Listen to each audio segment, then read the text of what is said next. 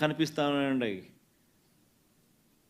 చదువులు లేవు, చదువులు పోయినాయి, వ్యవసాయం పోయింది, పెట్టుబడి సాయం పోయింది, ఫ్రీ ఇన్సూరెన్స్ పోయింది, ఆర్బీకేలు పోయినాయి, అన్నీ పోయినాయి.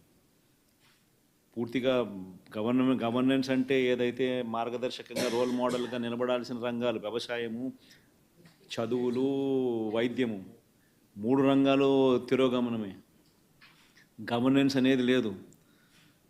ఇష్టం వచ్చినట్టుగా దొంగ కేసులు పెట్టి రెడ్ బుక్ పరిపాలనతో దొంగ కేసులను ప్రోత్సహిస్తూ ఉన్నారు. గవర్నెన్స్ అనేది పూర్తిగా పోయింది. లా అండ్ ఆర్డర్ ఎక్కడా లేదు. డోర్ డెలివరీ అనేది గాలికి ఎగిరిపోయింది. ఇంతకుముందు పారదర్శకతంగా ఇచ్చే పరిస్థితి, ఈరోజు పారదర్శకత అనే పదం లేక ఈరోజు విజయవాడలో కనీసం ఫ్లడ్ ఎన్యూమరేషన్ చేయలేని పరిస్థితి. ఇన్ని ఇళ్ళు మునిగినాయి, ఈ మునిగిపోయిన ప్రతి ఇంటికి ఇంత సహాయం చేయాలనుకుంటే కనీసం ఆ ఇళ్ళకు కూడా సహాయం చేయలేని పరిస్థితి. ఇప్పుడు కలెక్టర్ల దగ్గర చుట్టుముడుతున్నారు ప్రజలు. అంటే ఒక ట్రాన్స్పరెన్సీ లేదు, ఒక పారదర్శకత లేదు. కొందరికే నచ్చినోనికే ఇవ్వాలనుకుంటే ఇస్తారు. ఇవన్నీ స్టార్ట్ అయిపోయినాయి. 4 నెలలకే ప్రభుత్వం మీద వ్యతిరేకత అన్నది తారాస్థాయికి వెళ్ళిపోయి, ఏ తారాస్థాయికి వెళ్ళిపోయిందనంటే వాళ్ళకు కూడా అది అర్థమయ్యి టాపిక్లు డైవర్ట్ చేసేందుకు కొత్త కొత్త టాపిక్లు తీసుకొస్తూ ఉన్నారు.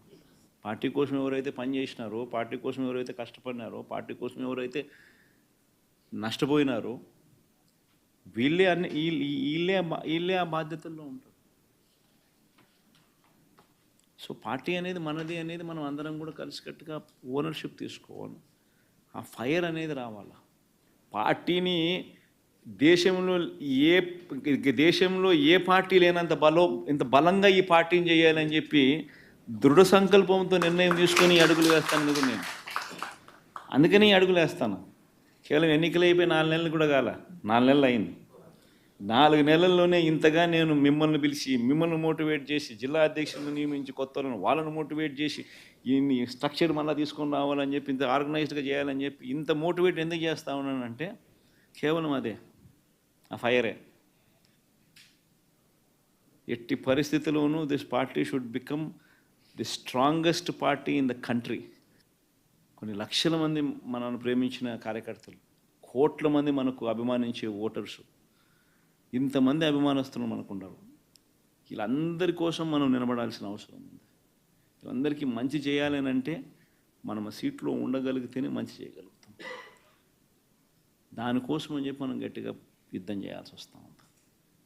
ఖచ్చితంగా గుర్తుపెట్టుకుంటాం.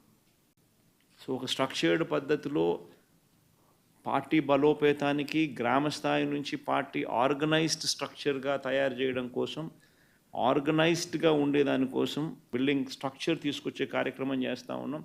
ఆ దిశగా అడుగులు సీరియస్గా వేస్తూ ఉన్నాం. ఇప్పటికీ 4 నెలలు అయిపోయింది.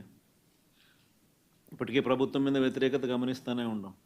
ఒక పక్క సూపర్ 6లు లేవు, ఒక పక్క సూపర్ 7లు లేవు, ఒక పక్క అబద్ధాలు అన్నది మోసం కింద కన్వర్ట్ అయిపోయింది, మోసం కింద కన్వర్ట్ అయింది, కోపం కింద కన్వర్ట్ అవుతుంది ప్రజల్లో. అన్ని విషయాలలోనూ ఈ ప్రభుత్వం పూర్తిగా అన్ని రకాలుగాను ఇదే రకమైన కొలాప్స్ అయ్యే పరిస్థితులకే పాలన ఉంది. స్కూళ్ళు పోయినాయి, ఫీజు రీయింబర్స్మెంట్లు పోయినాయి, హాస్పిటళ్ళు పోయినాయి, ఆరోగ్యశ్రీలు పోయినాయి, ఆరోగ్య ఆశ్రయాలు పోయినాయి, డోర్ డెలివరీ పోయింది, జన్మభూమి కమిటీలు వచ్చినాయి. సో ఎన్ని కనిపిస్తూ ఉన్నాయండి. చదువులు లేవు, చదువులు పోయినాయి,